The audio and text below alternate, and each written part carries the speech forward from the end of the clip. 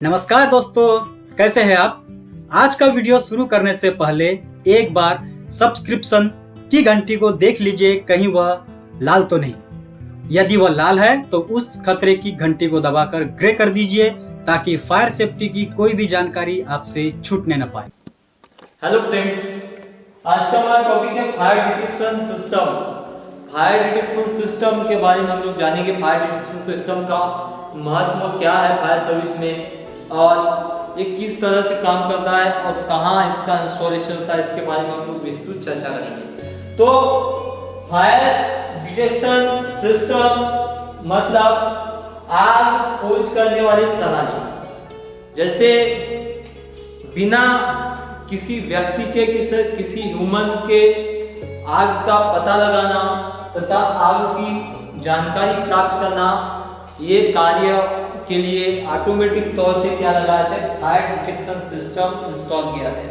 अब ये detection system installation malls, bank या ऐसे जगह जहाँ पे बहुत ज़्यादा खतरनाक ऐसी वस्तुएं रखी हो, पदार्थ रखे हो, ऐसे जगहों में इनका इंस्टॉलेशन किया जाता है। तो ये ऑटोमेटिक तौर पे कार्यरत होते हैं, जो आग के शुरुआती तौर पे ही आग की जानकारी हमको समय से पहले पहुंचा देते हैं, जो हम उस जगह में जाके बड़े हानि से या कंफर्गेशन होने से या जीवित बहुत बड़ी हानि होने से हम लोग क्या कर सकते हैं, रोक सकते हैं।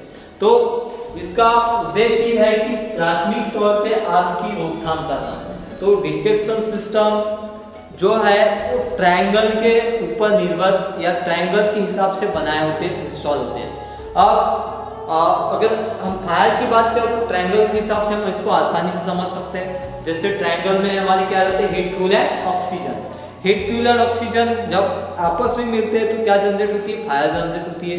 तो ऐसे हीट, फ्यूल एंड ऑक्सीजन को सर्च आउट करने के लिए, खोज करने के लिए तीन प्रकार के डिटेक्शन सिस्टम्स होते हैं। जैसे कि एग्जांपल में हीट,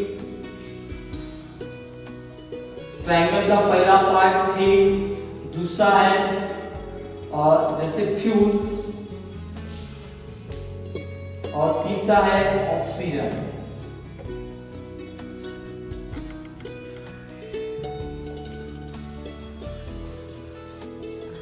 जिस तरह से तीन तत्वों से मिलकर आग तैयार होती है, अब तीन तत्वों से मिलकर आग तैयार होती है, उसी प्रकार से इनसे तीन प्रकार के स्रोत निकल कर आते हैं। जैसे आग होने पर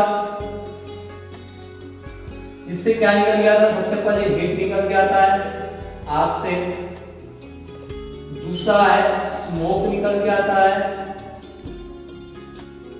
और तीसरा है कि रेडिएशंस निकल के आते हैं। जैसे आग को निर्मित होने के लिए, उत्पत्ति होने के लिए तीन तत्वों की आवश्यकता होती है। ऐसे आग से निकलने वाले, हम इसको ट्रायंगल के हिसाब से इसलिए समझ रहे हैं कि हम इसका भी पता लगा सकेंगे। तीन जो आग से जो स्रोत निकल कर आते हैं उनसे भी हम लोग क्या कर सकते हैं, आग का पता लगा सकते हैं। काय के माध्यम से, डिटेक्शन सिस्टम के माध्यम से। तो आग लगने पर तीन प्रकार के स्रोत निकल कर आते हैं। तो हमने देखा हीट, स्मोक एंड रेडिएशन। तो समझो आग लगी है तो वहां से हीट भी निकलेगा, स्मोक भी निकलेगा, उसके बाद रेडिएशंस निकलेंगे। इन तीन स्रोतों में से एक स्रोत भी अगर संपर्क में आ जाता है तो उसको हम लोग पता लगा सकते हैं। जैसे कि एग्जांपल में हमने यहाँ पे हीट डिटेक्टर इंस्टॉल करके रखा है, हीट डिटेक्टर इंस्टॉल करके रखा हुआ है। तो आग लगने पे जब तापमान निकल के आएगा उस आग से, तो हीट डिटेक्टर क्या करेगा, उस तापमान को एब्जॉर्ब करेगा और उसका सीधा मैसेज, उसका सीधा जानकारी को पहुंचाएगा कंट्रोल रूम में, जो फायर स्टेशन में स्थित होता है, या जो वॉशरूम होता है वो भी फायर स्टेशन में, जो भी कंपनियां होती, इकाइयां होती है, उनमें क्या होता है, ये सिक्योर होता है, जिसकी जानकारी सीधे तौर पे उस वॉशरूम या कंट्रोल रूम में पहुंच जाती है। उसके बाद स्मोक का जान लेते हैं। स्मोक डिटेक्टर क्या होगा, कब एक्टिव होगा, जब उस आग से स्मोक निकल के आएगा, मतलब धुआं निकल के आएगा। तो धुआं निकलने के बाद जैसे ही उस आग से धुआं निकलना स्टार्ट हो जाएगा, तो जैसे ही heat detect smoke detector active होगा तो उसका भी मैसेज सीधा इधर पहुंच जाएगा। उसी तरह से रेडिएशन डिटेक्टर का भी काम उसी प्रकार से होगा। आग लगने के बाद गर्मी होती है, धुआं निकलता है, उसके बाद उससे रेडिएशन मतलब उससे किरणें निकलती है, मतलब ज्वाला निकलती है। तो ज्वाला वाला डिटेक्टर अगर इंस्टॉल होगा तो ज्वाला वाला डिटेक्टर एब्जॉर्ब करके सीधा काम पहुंचाएगा, वो भी कंट्रोल रूम या वॉशरूम में इंफॉर्मेशन पहुंचाएगा। तो मतलब हम लोग उस वॉशरूम या कंट्रोल रूम से पूरे क्षेत्र की निगरानी रख सकते हैं, पूरे सामानों की निगरानी रख सकते हैं, काय के प्रति, आग के प्रति।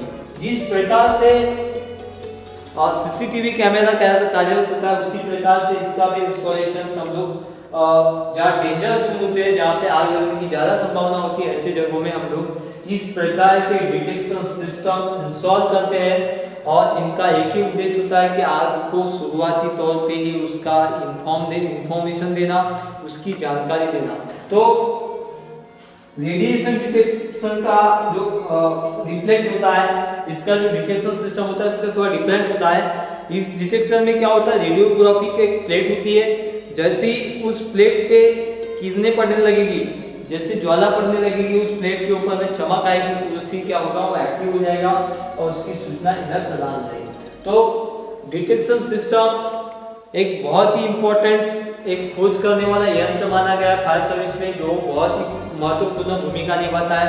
जैसे मॉल्स हो गया या स्टोर रूम हो गए या फिर गोडाउन्स हो गए या वेयर हाउस हो गए, जिनमें बहुत ज़्यादा अत्यधिक खतरा होता है, ऐसे जगहों में क्या किया जाता है, यह फायर डिटेक्शन सिस्टम का इंस्टॉलेशन किया जाता है और इनको एक्टिव रखा जाता है, इनको कार्यरत रखा जाता है। अब जिस प्रकार से हमने आग का पता लगाने के लिए डिटेक्शन सिस्टम जाना, उसी प्रकार से लीकेज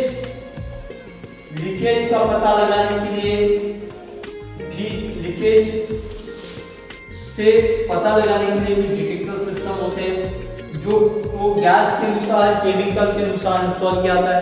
अलग अलग केमिकल्स के लिए अलग अलग क्या होते हैं, डिटेक्शन सिस्टम होते हैं।